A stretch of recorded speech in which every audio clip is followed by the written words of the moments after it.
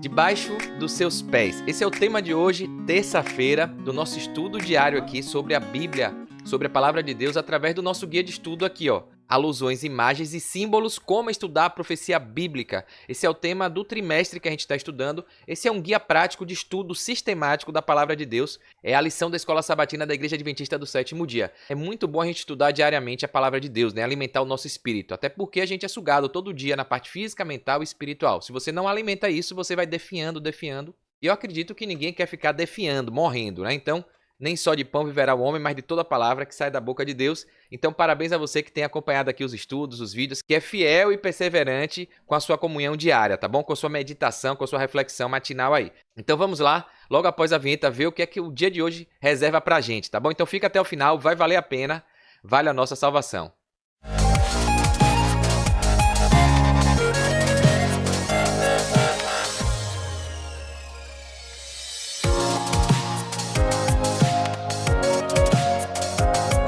Bem, vamos lá, compartilhando aqui a tela com você, como eu sempre faço, para ficar visualmente melhor para você ver aí, tá? Então aqui, ó, hoje terça-feira, dia 27 de maio, tá? Debaixo de seus pés, é o que a gente está vendo aí. Desde o sábado a gente começou esse tema novo, que na verdade é uma continuação da semana passada, nos Salmos, parte 2. Então tá aqui no card, na descrição, nos comentários, aproveita para você recapitular aí, pegar a sequência lógica de tudo, tá bom? Eu peguei aqui a introdução do professor Gilberto Brasiliano, do Lição Fácil, eu gosto muito, ele coloca aqui, ó: os que servem a Deus olham para as profecias e têm um anseio no coração de que as promessas contidas nas profecias logo aconteçam para que Jesus volte logo. Essa é a nossa esperança, né? Chega desse mundo maluco de perna pro ar, de dor, sofrimento, morte, né? Loucuras, violência, enfim. Eu acredito que você, assim como eu e como professor aqui, também tá doidinho para que Jesus volte logo, né? Tá doidinho aí, não aguenta mais, não é verdade? Comenta aí se você tá ansioso, tá ansiosa para que Jesus volte logo, ou se você tá gostando de viver nessa terra aqui do jeito que tá, quer passar mais um tempinho por aqui. Aqui o professor continua, ó: para confirmar esse anseio, olhamos para o livro do Apocalipse e ficamos imaginando os salvos com Jesus no Monte Sião e a felicidade que inundará o coração dos redimidos. Muitos salmos também nos trazem a mesma imagem de vitória dos que servem a Deus. É por isso que a gente está estudando nos salmos, vendo profecias ali que às vezes a gente lê batido, passa batido e não entende que está falando de forma escatológica do futuro, da promessa da vinda de Jesus para nos buscar, né? Então, o Salmo 47, que é o que a gente vai ver hoje, é um bom exemplo disso, pois enfatiza o domínio divino, concedendo aos seus filhos a vitória sobre seus inimigos, o direito a uma herança e a propriedade do mundo de volta à humanidade resgatada. Então, top demais esse tema de hoje. Como eu sempre tenho confessado aqui, eu lia os Salmos e não fazia essa ponte da profecia ali, né? De estar olhando ali realmente, poxa, imaginando, sendo ali como se fosse teletransportado para a gente fechar o olho, pensar, imaginar essa cena ali, dar uma esperança. Eu espero que você saia daqui no final desse estudo de hoje com essa esperança que eu fiquei, né, ao estudar a lição, tá bom? Então, o guia começa com uma pergunta aqui, tá bom? Vamos dar uma olhada aqui, ó. São duas perguntas no dia de hoje, né? Terça-feira traz dois questionamentos aí, mas perguntas simples que a gente responde. Então, dá um pause aí, leia na sua Bíblia o Salmo 47, capítulo 47, versos de 1 a 4. Então, dá um pause aí, lê, e aí qual é a resposta que você tem que dar? Ó, a pergunta aqui, ó: o que ele diz sobre o lugar que, em última análise, nós ocupamos no reino de Cristo? Então, o que é que esses salmos, esses versos aí dizem sobre o lugar que a gente vai ocupar no reino de Deus aí, de Jesus Cristo? Vamos lá? Vamos dar uma olhadinha aqui? Então tá aqui, vou compartilhar com você, é bem pequenininho, eu vou ler, ó: batam palmas vocês, todos os povos, aclamem a Deus com cantos de alegria. Pois o Senhor Altíssimo é temível, é o grande rei sobre toda a terra. Ele subjugou as nações ao nosso poder, os povos colocou debaixo de nossos pés. Escolheu para nós a nossa herança, o orgulho de Jacó, a quem amou. E é muito lindo isso aqui, porque perceba que é nosso poder, os povos colocou sobre nossos pés, né? Nossa herança, aqui a gente já está ali com Cristo, vencendo, buscando o galardão, o prêmio da salvação, né? Então, sendo governadores, governantes, como a profecia diz, tomando o domínio de novo dessa terra que foi usurpada por Satanás lá no Jardim do Éden, né? Então, muito bacana isso aqui. Muito bom. O professor Gilberto Brasiliano traz aqui, né, a pergunta com a forma mais simples também, ó: pelas palavras do salmista, que lugar ocupamos no reino de Cristo? E a resposta está aqui, né? Aqui está o salmo que a gente acabou de ler. Deus nos considera seus súditos, com direito a uma herança em seu reino. Ele nos concede a posição de vitoriosos. E aqui, diferente do que muita gente chama de súdito, quando a gente está ali, né, se sujeitando aos pés, geralmente A gente pensa em curvar, em estar prostrado, e é súdito, é servo, né? A humildade. Só que no governo de Deus do amor, essa servidão, essa humildade traz recompensa gloriosa. A gente está ali como servo, mas participante do governo de Deus, e não como escravo que está sendo explorado, né? Então a gente recebe a recompensa, a gente sai dali mesmo como servos, mas vitoriosos em Cristo Jesus, né? Para dominar com Ele, junto com Ele. Olha o comentário aqui do professor. Deus é o nosso grande e amado protetor. Mesmo que o diabo se denomine príncipe desse mundo, Deus tem um domínio universal e restituirá aos seus filhos amados o domínio da terra. Então hoje o diabo ruge como um leão aqui, está ao derredor querendo devorar. Ele sai dizendo que ele é o dono daqui, que ele que manda no pedaço, mas a gente sabe que não. Jesus morreu na cruz, tirou esse domínio dele, e aí agora resta a humanidade decidir de que lado quer ficar. Do lado do vencedor Jesus Cristo, obedecendo ao que ele pede, ou do lado de Satanás, desobedecendo a Deus para ter o destino que ele vai ter no final quando Jesus voltar, né? Essa é a importância da sua decisão. Não espere para amanhã, porque pode não dar tempo, né? Então, pela expressão subjugará as nações debaixo dos nossos pés, significa domínio sobre uma propriedade. Então, na Bíblia, sempre que tem falando de pés, de terra, de pisar, está dizendo a domínio, a propriedade é meu, eu que piso aqui, eu que mando, né? Então, no passado, o pé era usado para indicar que a pessoa era dono de uma propriedade.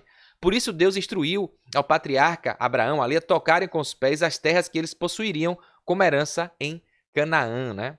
Então fica mais claro quando a gente entende aí a sequência, o contexto, lê os salmos, os fundamentos, né? Você vê que a gente volta aqui lá ao início da Bíblia, Gênesis, Êxodo, Levítico, Deuteronômio, para ver os fundamentos das palavras, os conceitos ali, né? Respondendo também a pergunta, somos súditos do Rei do Universo, nos curvamos perante os seus pés, mas ele nos promete a herança do seu reino, né? Ou seja, então é uma servidão gloriosa, né? Como eu disse aí. Em longo prazo, nosso futuro vai ser brilhante. Basta a gente tomar a decisão certa, né? Enquanto esse tempo glorioso não chega, lutamos com as consequências da escolha humana que cedeu o domínio do planeta a Lúcifer. A gente viu isso, né?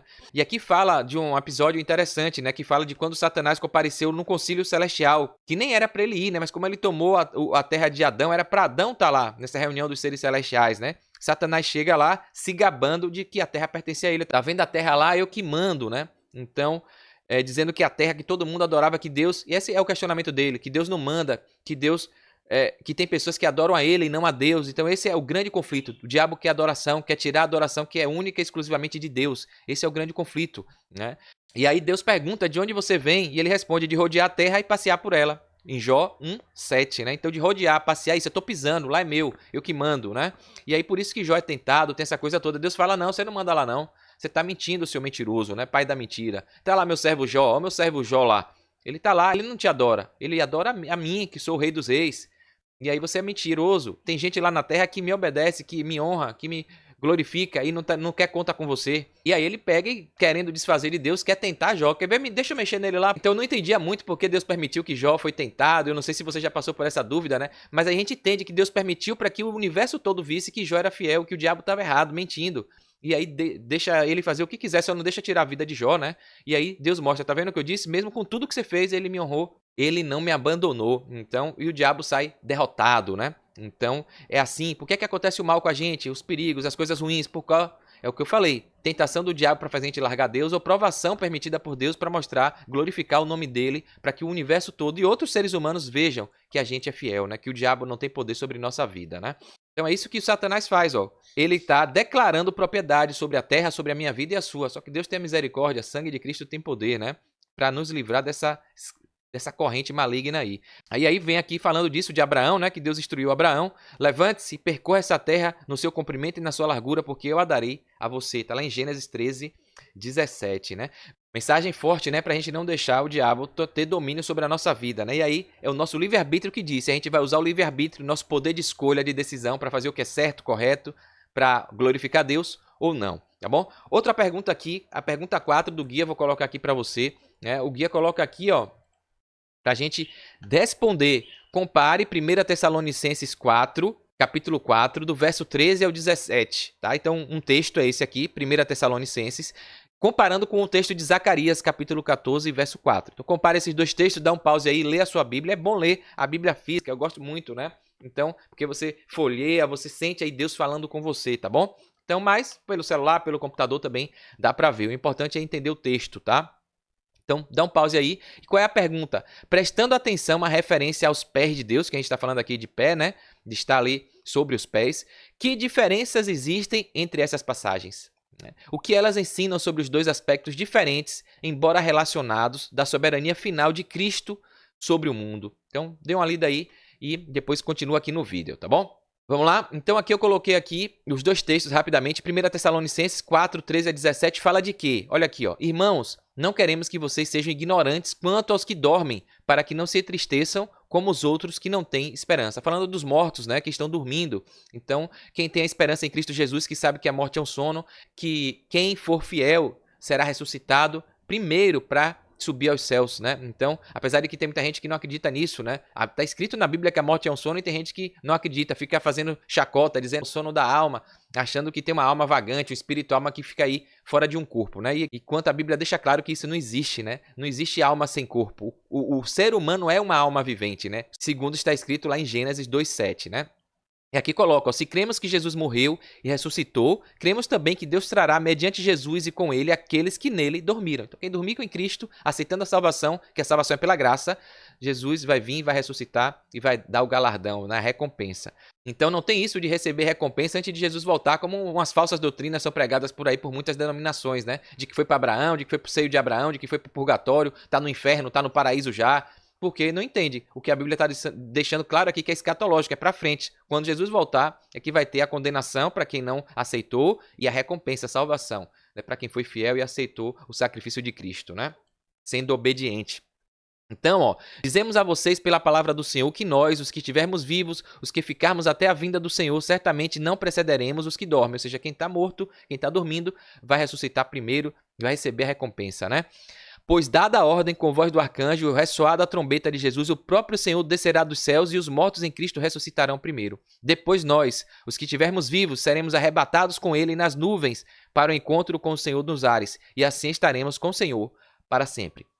O que é que esse texto tem a ver com pés, Jardel? Aqui deixa claro que Jesus não vai pisar os pés na terra na segunda vinda. Então essa é a mensagem desse texto aqui. Tessalonicenses deixa claro que Jesus vai vir, vai ficar nos ares com miríades e miríades de anjos, mas não vai pisar na terra, porque a terra ainda vai ser julgada, né? Então os mortos vão ressuscitar primeiro e os vivos vão subir juntos para encontrar Jesus no céu, nos ares. Jesus não vai botar os pés aqui na terra, porque o príncipe das trevas está aqui e ele vai ainda, antes de pisar aqui, vai fazer uma coisa, vai destruir esse mal, destruir o príncipe das trevas, né, que estava ali se vangloriando de ser dono daqui. Então Jesus não pisa aí. Essa é a essência desse texto daqui, por isso que pediu para a gente ler esse texto. E aqui em Zacarias 14:4 a gente vê, ó, naquele dia os seus pés estarão sobre o Monte das Oliveiras, a leste de Jerusalém, e o monte se dividirá ao meio, de leste a oeste, por um grande vale. Metade do monte será removido para o norte e a outra metade para o sul. Profecia aqui, né? O profeta deixa claro, olha a diferença. Aqui Jesus agora pisa na terra, pisa no Monte das Oliveiras ali. Aqui está falando já de quando Jesus vem com a nova Jerusalém, colocar aqui sobre a terra, fazer um novo céu e uma nova terra. Aí sim Jesus vai pisar, depois que destruir o diabo, que o pecado for destruído, aí sim, no monte vai descer, o monte vai abrir, vai ter ali a beleza toda do novo Éden, da nova terra, do novo céu, né? Então percebe a diferença? Aí vamos responder agora a pergunta, né? Ficou mais claro, né? Então aqui a resposta para você aqui do professor Gilberto, para você acompanhar. Jesus voltará em glória com todos os anjos em sua companhia. Ele não tocará a terra com os pés, como eu falei, né? Os salvos vão encontrar com ele nos ares. Depois do milênio, quando Jesus vier, né? Com a nova Jerusalém que vai destruir de fato, de vez ali o diabo, seus anjos e os ímpios com fogo e enxofre, né? Vai purificar a terra e aí sim vai se estabelecer a nova cidade, a nova Jerusalém. O monte vai se abrir e a gente vai habitar aqui no novo Éden, né? Então, depois do milênio, seus pés tocarão o Monte das Oliveiras como sinal de que reinará para sempre. Aqui o professor Gilberto Brasiliano coloca um comentário, ó, Cristo, colocando os pés sobre o Monte das Oliveiras, assume o reinado da terra. Por isso que pé tem a ver com propriedade, né? Agora eu que mando, agora a gente resgatou, restaurou, né? Redimir a raça caída. Então isso aqui significa o cumprimento da profecia e a promessa que os anjos tinham feito aos discípulos quando viram Jesus subir aos céus, né? E aí o anjo fala, por que vocês estão assim? Ele fala, ó, esse Jesus que vocês estão vendo aqui subir, do mesmo modo vocês vão ver ele voltar, né? Então no mesmo modo, no mesmo lugar.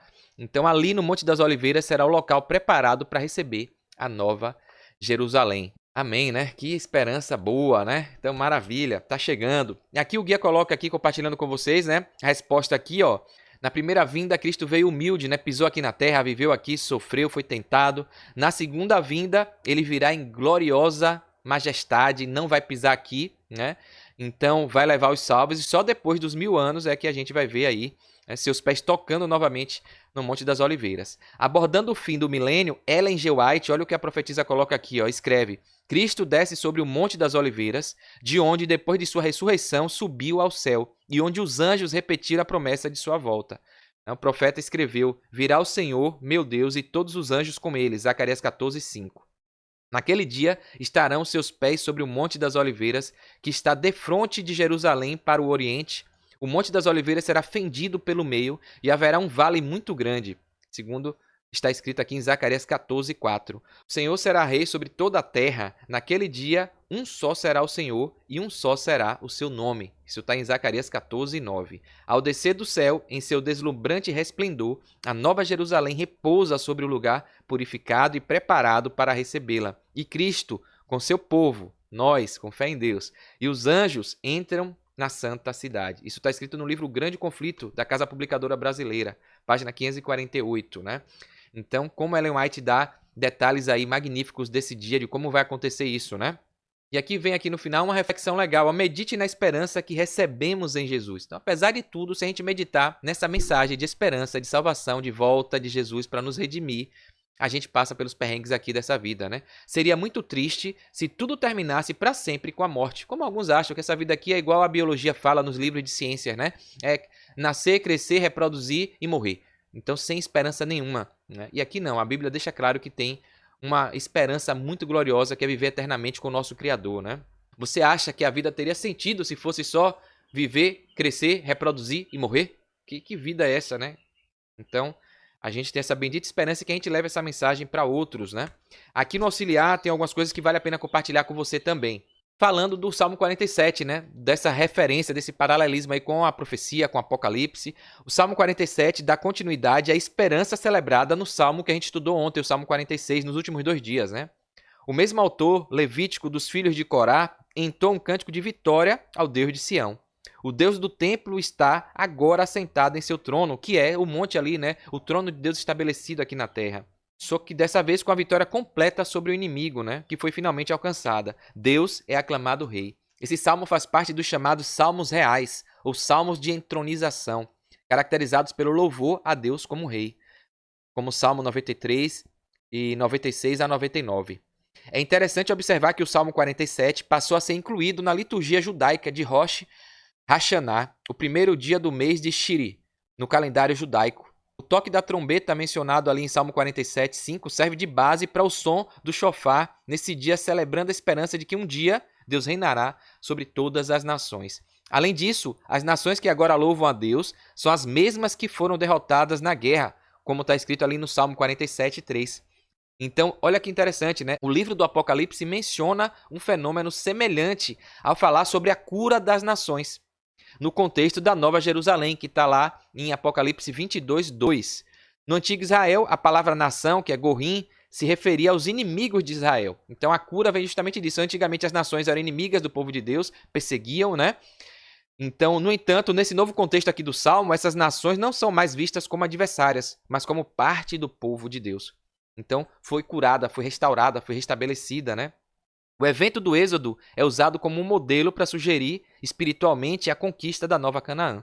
As expressões ali, herança e excelência de Jacó, que está em Salmo 47:4, refere-se à conquista da terra prometida, que incluía as nações vizinhas que haviam sido conquistadas, como está em Deuteronômio 32:8. O Salmo termina com a visão escatológica, né, de futuro, falando do futuro, de Israel e de todas as nações do mundo que reconhecem a soberania de Deus, né? Maravilha isso aqui. Então, vai chegar a hora que todo mundo vai ver que Deus, só o Senhor é Deus, né? E Ele que domina tudo. Vamos ver aqui finalzinho, que o vídeo não ficar muito longo, mas coisa boa de falar esperança. Ellen White, o comentário de Ellen White aqui no final fala: escritos de Ellen White, profetiza aqui, coloca: o escritor do Apocalipse, João, né, olhou antecipadamente para esse tempo que o Salmo 47 também retrata, né? Ao dizer: o reino do mundo se tornou de nosso Senhor e do seu Cristo, e ele reinará para todo sempre. Isso está em Apocalipse 11:15. Então percebe aí o paralelismo? O Salmo falando da profecia. O contexto mostra claramente quando acontecerá isso. As nações se enfurecem, chegou, porém, a tua ira, e o tempo determinado para serem julgados, os mortos, para se dar o galardão aos teus servos, os profetas, aos santos e aos que temem o teu nome, tanto aos pequenos como aos grandes, e para destruíres os que destroem a terra. E olha o que ela fala aqui, Ellen White. É no tempo do juízo final, da recompensa dos justos e do castigo aos ímpios que será estabelecido o reino de Cristo. Justamente depois do milênio. Não é na segunda vinda que Jesus não vai tocar aqui. É depois do milênio, quando ele vier destruir de vez. Quando vier de fato, dar a recompensa que é a nova Jerusalém, novo céu e nova terra e destruir os ímpios, né? Quando todos os que se opõem à soberania dele tiverem sido destruídos, os reinos deste mundo se tornarão de nosso Senhor e do seu Cristo. Então, todo mundo será um só em Cristo Jesus. Antes desse tempo, o reino de Cristo não pode ser estabelecido na terra. Ele disse, o meu reino não é desse mundo, como está em João 18:36. Seus seguidores devem considerar-se estrangeiros e peregrinos na terra, conforme está em Hebreus 11:13, né? Paulo diz, a nossa pátria está nos céus, de onde também aguardamos o Salvador, o Senhor Jesus Cristo. Referência a Filipenses 3:20, e ela escreve isso no livro Patriarcas e Profetas, né? Página 546. Então, bem bacana isso aqui. Mais algumas coisas para a gente finalizar. Ela coloca aqui, ó, o reino da graça de Deus está sendo agora estabelecido, né, nos nossos corações. A decisão é agora. Enquanto a gente pode, a porta da graça está aberta. Por isso que a gente tem que decidir ser obediente agora, aceitar o sacrifício, demonstrar esse amor, essa aceitação no nosso comportamento, no nosso hábito, né, obedecendo os mandamentos, porque essa vai ser a característica dos remanescentes, dos fiéis, dos santos, aqueles que guardam os mandamentos e testemunham de Jesus, né? Então, a importância também da gente pregar a mensagem. Ela coloca que o reino de Deus está sendo estabelecido agora, visto que corações que têm estado sobrecarregados de pecado e rebelião estão se rendendo à soberania de seu amor. Então, a demonstração da soberania de Deus vai ser primeiro em nosso coração e depois ele vai vir e colocar para todo mundo ver, né? O reino dele estabelecido aqui, novo céu e nova terra. E ela ratifica essa ideia que o completo estabelecimento do reino da sua glória não ocorrerá na segunda vinda de Cristo, né? Vai ser depois do milênio. O reino, o domínio e a majestade dos reinos de todo o céu serão dados ao povo dos santos e do Santíssimo, né? Depois do milênio, conforme Daniel 7:27. Eles herdarão o reino que lhes foi preparado desde a fundação do mundo. Está em Mateus 25:34. Cristo assumirá seu grande poder e reinará. As portas celestiais tornarão a se erguer e com miríades e milhares de santos, nosso Salvador sairá como Rei dos Reis e o Senhor dos Senhores. Jeová Emanuel será Rei sobre toda a terra. Naquele dia, um só será o Senhor e um só será o seu nome. Eis o tabernáculo de Deus com os seres humanos. Deus habitará com eles. Eles serão povos de Deus e Deus mesmo estará com eles e será o Deus deles, conforme Apocalipse 21, verso 3. E finalizando, a petição que está lá na oração que Jesus ensinou, né? Seja feita a tua vontade, assim na terra como no céu. Está em Mateus 6:10. Ela deixa claro aqui, né? Esclarece para a gente que é uma oração para que o reino do mal termine na terra, o pecado seja para sempre destruído e o reino da justiça divina venha a ser estabelecido. Então, na terra como no céu se cumprirá todo propósito de bondade e obra de fé vai retomar igual era na criação, né? No Jardim do Éden. Isso se referência aqui a 2 Tessalonicenses, capítulo 1, no verso 11, e no livro O Maior Discurso de Cristo, páginas 77 e 78. Então, que eu e você possamos, né, ter essa bendita esperança, fazer a nossa parte para que a gente possa estar lá, nesse novo céu, nessa nova terra. Amém? É o que muitos falam na igreja, né? Vamos marcar esse encontro lá debaixo da árvore da vida, né? A gente conversar e falar, lembra lá dos estudos que a gente acompanhava pela internet, então vai ser muito bom, tá bom? Tá com a fonte da vida ali do nosso lado, tá bom? Não perca essa oportunidade, não deixe por nada o diabo roubar a sua vida, a sua salvação, porque os prazeres desse mundo é temporário, né? Então tem gente que é imediatista, quer o pra agora e esquece que o melhor está por vir, tá bom? Então se você gostou, curte aí, comenta, se inscreve aqui no canal. Eu sempre falo isso no final por causa das duas coisas que são feitas com essa ação sua. Uma que você vai receber aviso, notificação sempre que eu postar vídeo novo aqui de vários assuntos, tá? E segundo, que você vai ajudar esse material a chegar mais longe. Então, curtindo, comentando, compartilhando, se inscrevendo aqui no canal, você vai levar a palavra de Deus para outras pessoas. E eu conto com você, dá essa moral aí, ajuda não custa nada, mas vai levar essa palavra mais longe, tá bom? Então, espero você no próximo estudo. Um forte abraço, sucesso, fique com Deus.